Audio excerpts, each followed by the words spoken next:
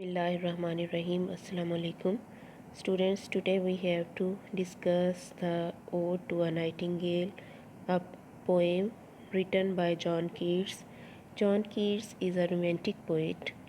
He was born on October 31st, 1795 at London, England, and died on February 23rd, 1821 at Rome in Italy.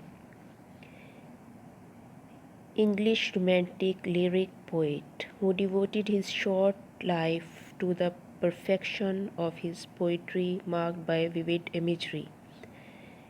His poetry has a great sensuous appeal and an attempt to express a philosophy through classical legend.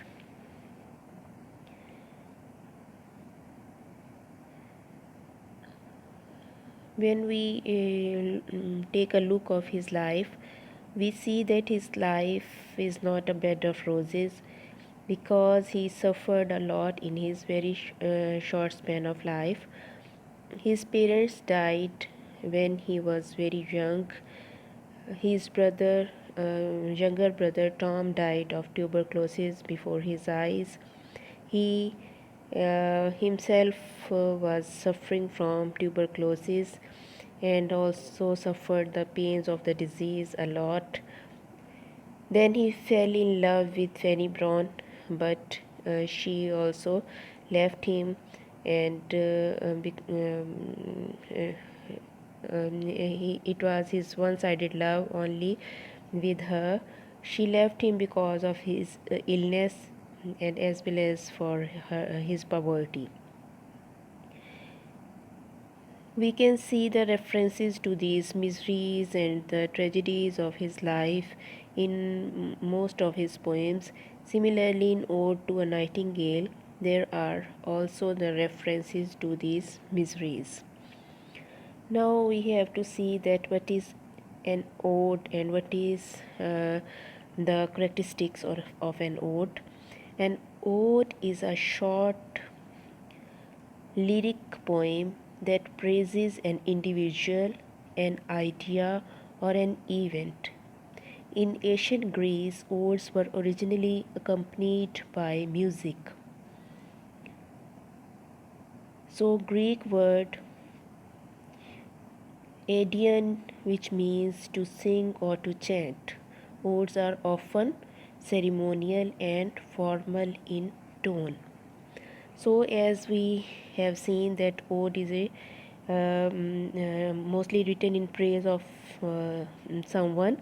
Here we are seeing that Keats has written this ode in the praise of Nightingale.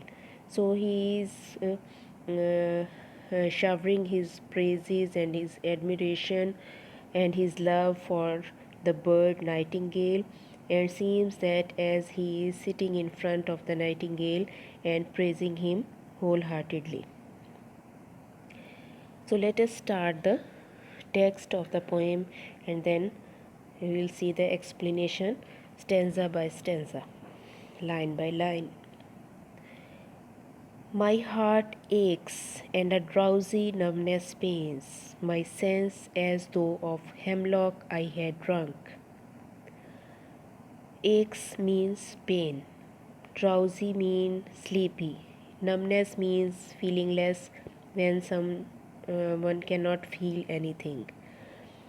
So the poet says that when he listens to the song of the nightingale, his heart aches, pains start giving him troubles, and there is some sort of drowsiness that overpowers him. His sleepiness and his senses become numb, which is painful thing for him. My sense as though of hemlock I had drunk. And then he says that his senses mean all his five senses with which he feels the word, they become dull as though he had taken the poisonous juice hemlock. Hemlock is a poisonous plant, and the juice drawn from it is also called hemlock. So it seems to the poet that as he had drunk the juice of the hemlock, which is causing him numbness and sleepiness, and he is losing the senses, or emptied some dull opiate to the drains. Again, the opium is also an intoxicant, and made from opium. So he is feeling that as he had drunk the opium, and the cup full of opium, that is why his senses are not working properly. 1 minute passed, and Lithe had sunk. He feels that as 1 minute ago he has taken some hemlock or some opiate, or Lethe is the reference to Greek mythology, river. There is the reference from Greek mythology. You will see that kids mostly use references from Greek mythology. That is why he is called Hellenic poet, or it is said that Keats' poetry has Hellenism in it. Hellenism means that he uses uh, Greek references most of the time in his poems. So Lethe is also a river that is called a river of forgetfulness, and it is said that whoever takes or drinks its water, he forgets all his past. So, after listening to the song of the nightingale, poet feels as he has drunk from the Lethe river, the water from that river, which causes him forgetfulness, and he has nothing in his mind except the musical song of the nightingale. Further, he says, "It is not through envy of thy happy lot, but being too happy in thine happiness." Then he wants to explain to the bird nightingale that it is not due to some jealousy or feeling of jealousy, from the happy luck or the good luck of the bird, that he is feeling so, and his senses are so dull, but he is explaining to the bird that he is too much happy in his happiness. Thine mean in your happiness. That, as I have told you, that in the ode, uh, the poet appears as he is sitting at the in front of the subject, and discussing something to it. Similarly, the poet is seeing here sitting in front of the nightingale and saying him that he is too much happy in his happiness, and that is why, due to overjoyousness, this numbness occurred upon him, and this dullness comes to him. After listening to his song, he forgets everything and his surroundings. That thou light-winged dryad of the trees. Then he calls the bird as light-winged dryad. Dryad is also a reference, which means nymphs, wood nymphs, which are female characters, and they lived in the woods. So at this time, the bird nightingale seems to poet like a light-winged dryad who is sitting in the midst of the woods. In some melodious plot here is a transferred epithet. That plot, the grassy lawn or the woods where the bird is singing, becomes melodious, musical. So the plot is not in fact musical, but the sound filled it, or the song of the nightingale filled the whole atmosphere of the woods with music. So it is called melodious plot by the poet. of beechen green. Then he discusses that there are beech trees. Beech is the name of tree, and the woods where the nightingale is singing is covered with beech trees and shadows numberless. This thing tells us that there are beech trees and they are overgrown. There are too much beech trees that there is a thick shadow of those trees where there is the nightingale sitting and singing. Singest of summer in full throated ease.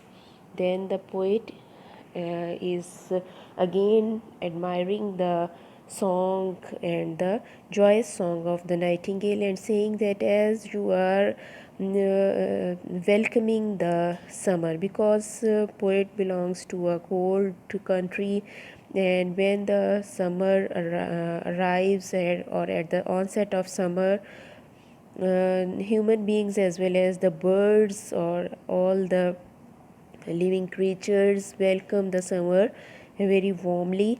Similarly, the song of the nightingale reminds the poet that as he is also welcoming the summer in his full voice.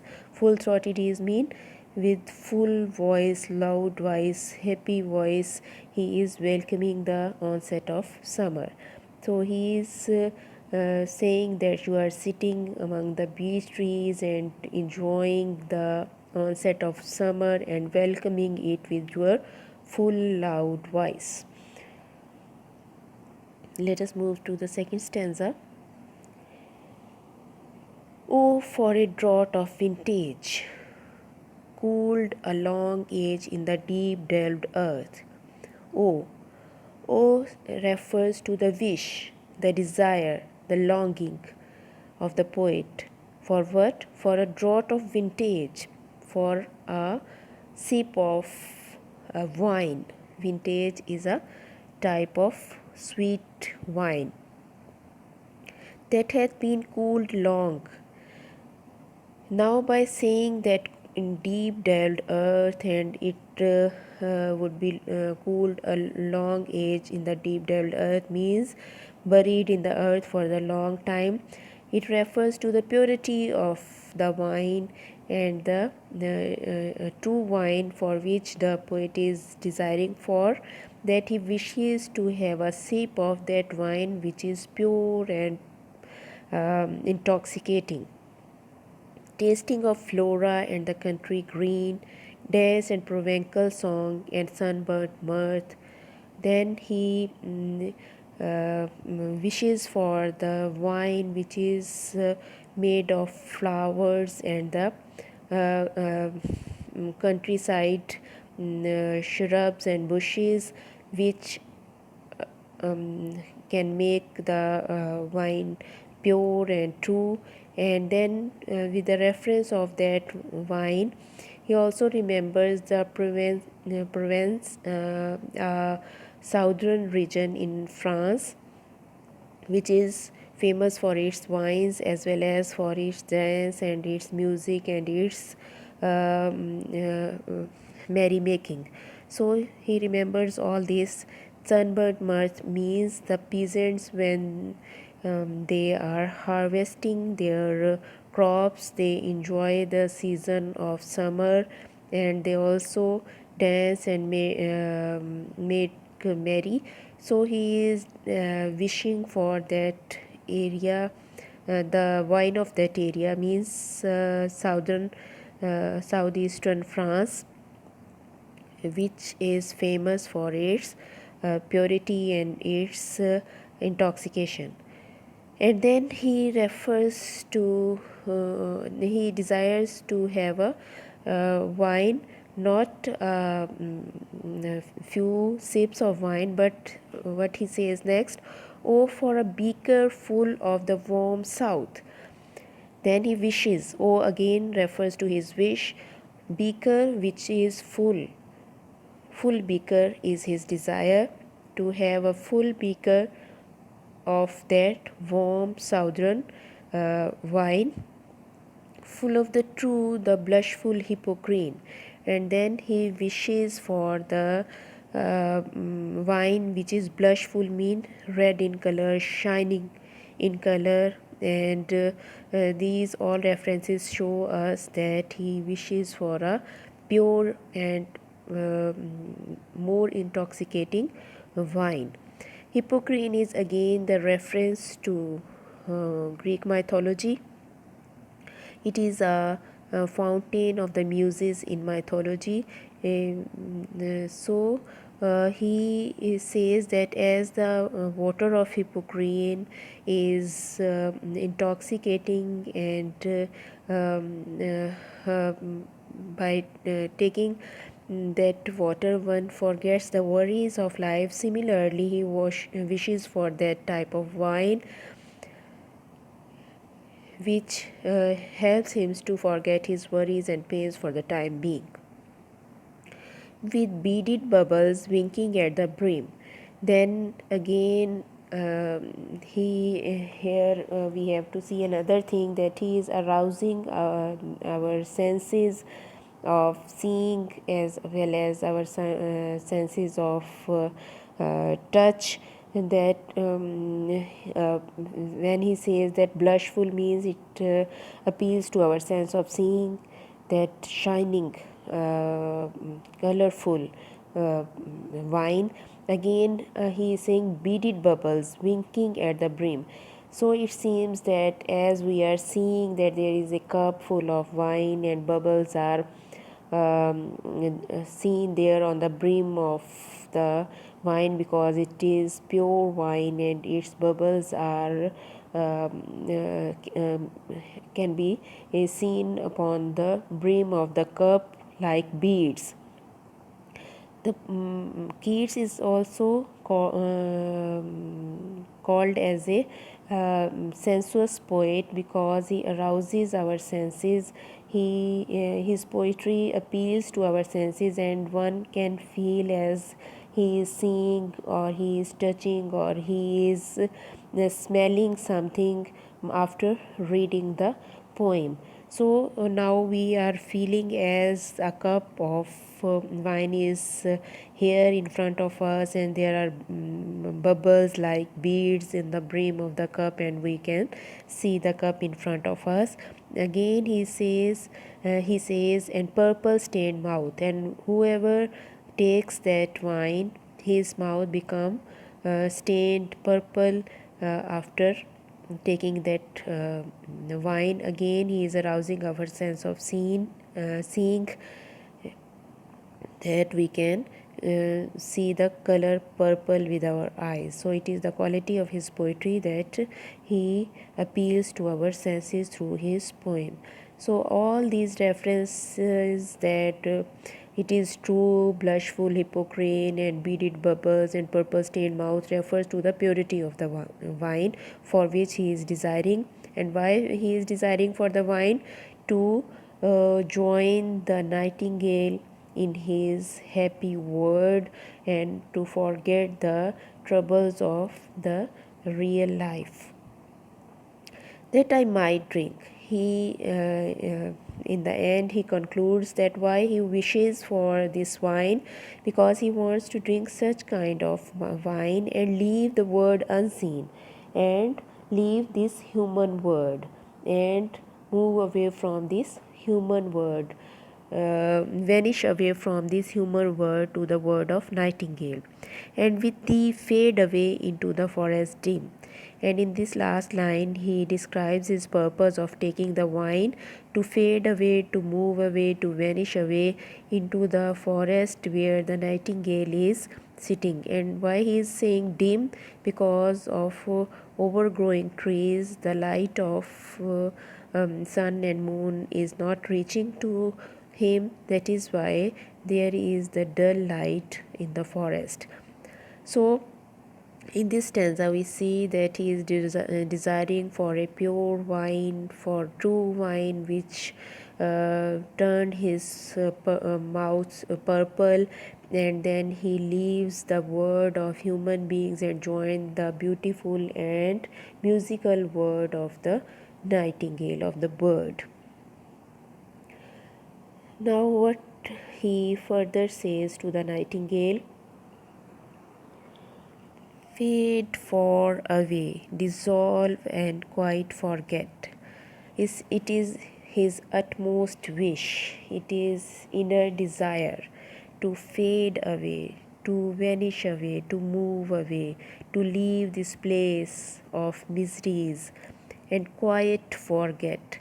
And he wants to forget completely. What thou among the leaves has never known. Now he is dressing to the nightingale again, and he is saying that why he wants for the wishes for the vine, because he wants to run away, to fade away, to escape from this world, and wants to dissolve, vanish away from this world and forget everything which he has to face in this world of human beings, in this world of misery and pain. So that is why Keats is also called an escapist, because he sometimes wants to run away from this world of bitter realities to the world of beauty. What thou? Again he is addressing that thou means you, the bird, never know the pains of and the troubles, as he feels that the bird is a very happy creature and he has never seen the pains and troubles of life. So he wants to join the life and the word of the bird, living his own troublesome life. The weariness, the fever, and the fret. And he is saying that you have never seen this the fatigue, this trouble. The fever means the restlessness, and fret mean the worries, the pains, the miseries of the world which we human beings are facing. Here where men sit and hear each other's groan. Now he explains that what type of word is that of human beings.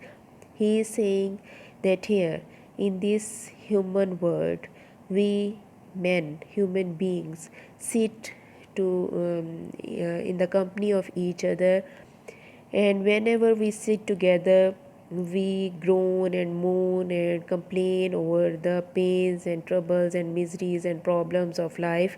Nothing happy is seen in our world. So again he is describing the troublesome life of human beings, because he himself has seen many troubles and problems and miseries in his life.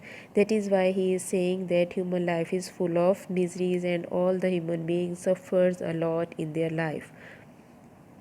In the next line he says, where palsy shakes a few sad last grey hair.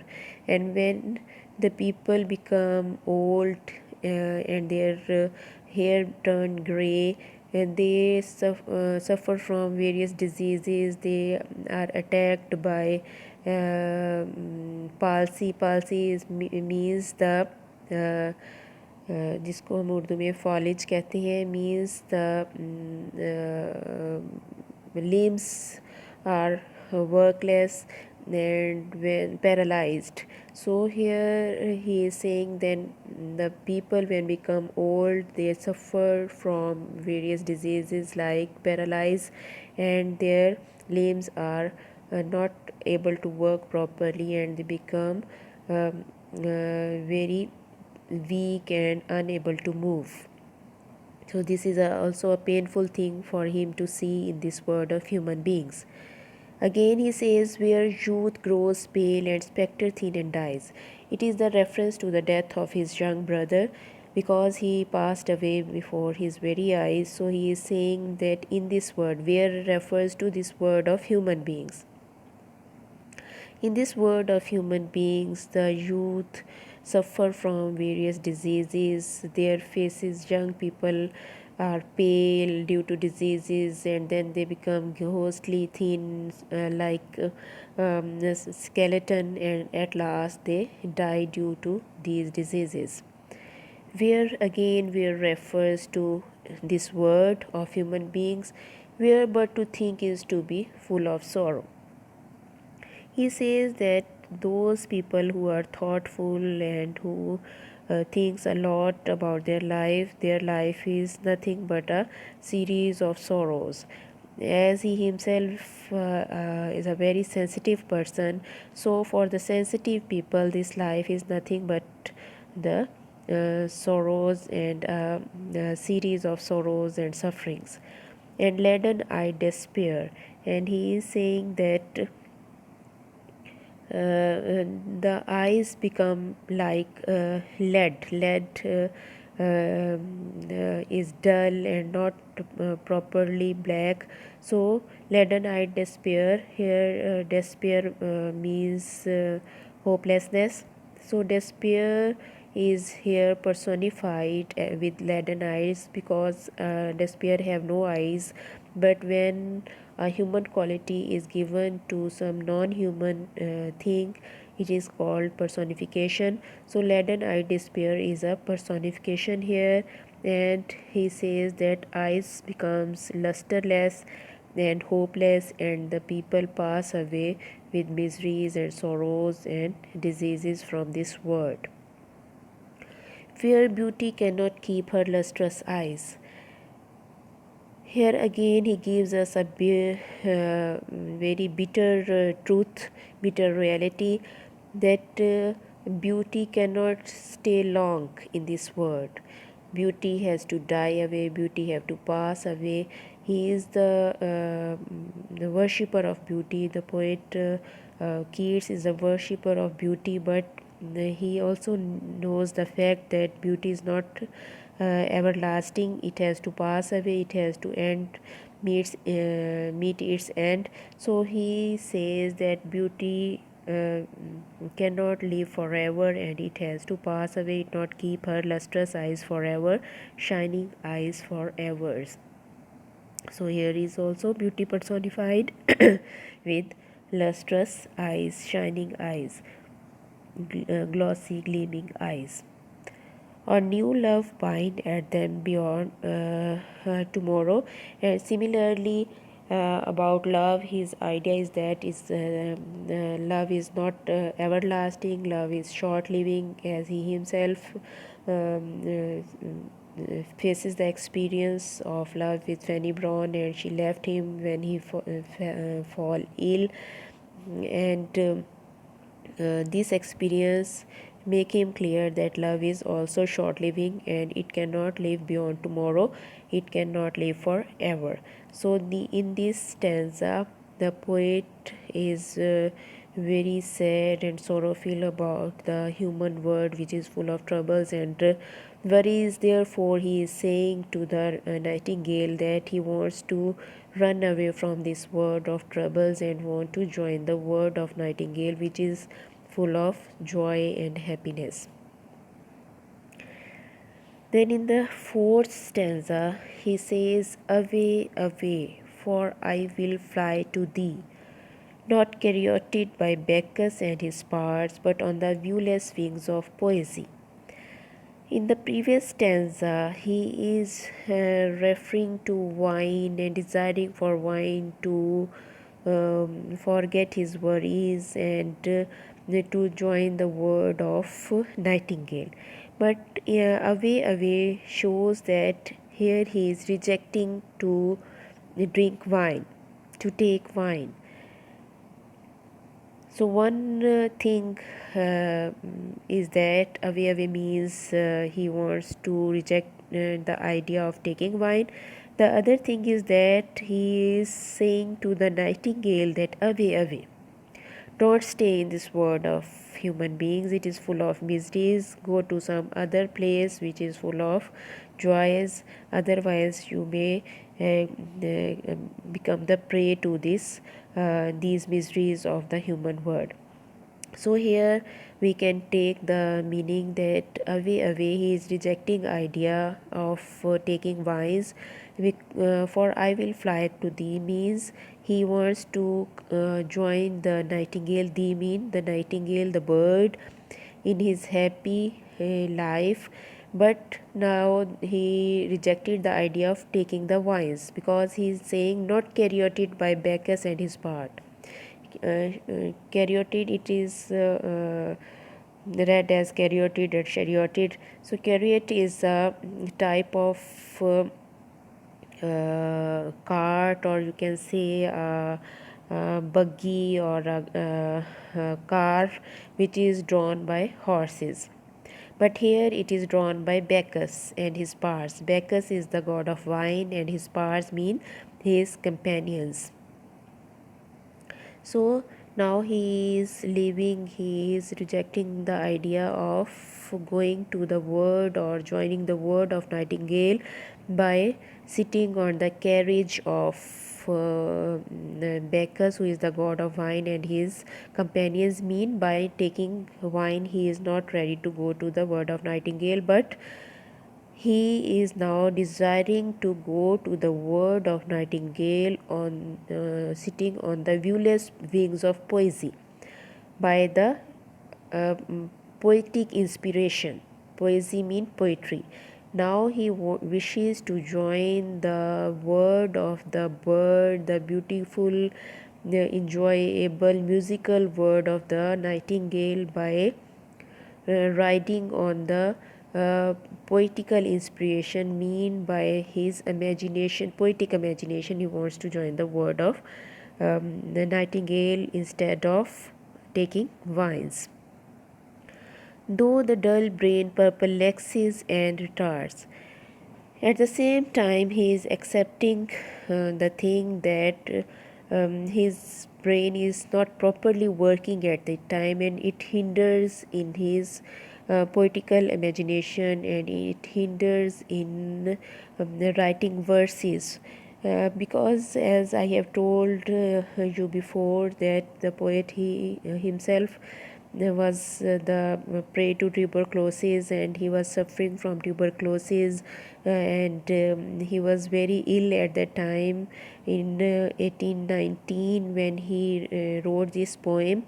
So his brain is not able to work properly due to disease, and he is saying his dull brain perplexes, is worried, is unable, and to write poetry, and his poetic imagination is not working properly, and it hinders to write poetry. But in spite of all these hindrances, he wants to go to the word of Nightingale through the poetic imagination. Then he feels that as he is already sitting with the nightingale, already with thee, in his imagination, he feels himself that he is already in the word of the nightingale, as he is listening his song, and he is feeling that he is sitting in front of the bird. And what he feels other things, he says that tender is the night. Again he is saying that though I wants to join your word through poetry, but at the same time he feels that he is already in the word of nightingale and listening to his musical sound, and he is feeling that night is not completely covered the pole, and it is still twilight, and happily the queen moon is on her throne.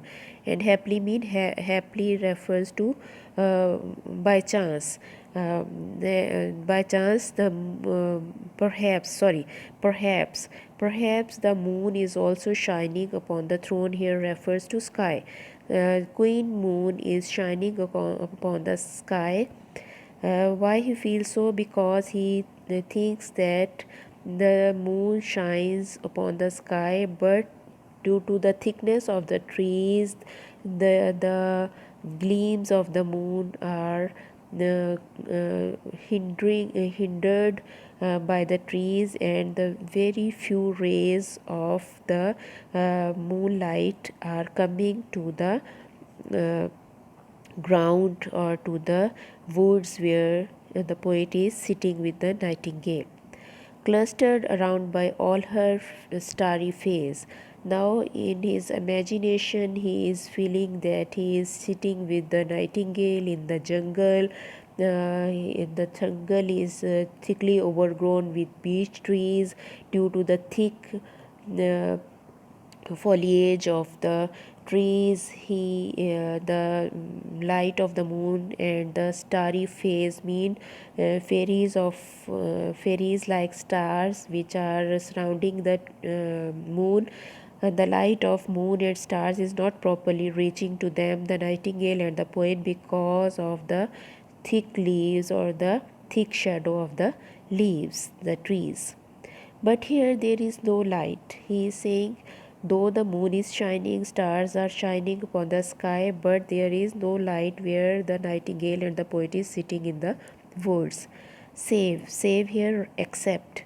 Save what from heaven is with the breeze blown, except with the blowing of the breeze when the leaves move here and there, then the light from sky comes to the earth, and in this light he is able to see a little through wondrous glooms and winding mossy ways, and he feels himself that he is sitting in the darkness and thick in the thick path which is overgrown with the trees, and there is darkness all around, and with his feel he is understanding that there is moss upon the ground, and there is the winding ways are full of moss. So again here we are getting the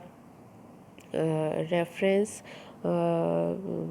winding ways and the wondrous glooms and the light of the stars which appeals to our senses. So he is truly called a sensuous poet, because again and again he is giving and appealing to our giving references in such a way which appeals to our senses, and we can feel that as we are ourselves seeing to the stars on the sky and shining moons and the little light which is reaching to the earth. So if a painter wants to paint a picture after reading this poem, easily he can draw the scene of the jungle and the light and a star upon the sky.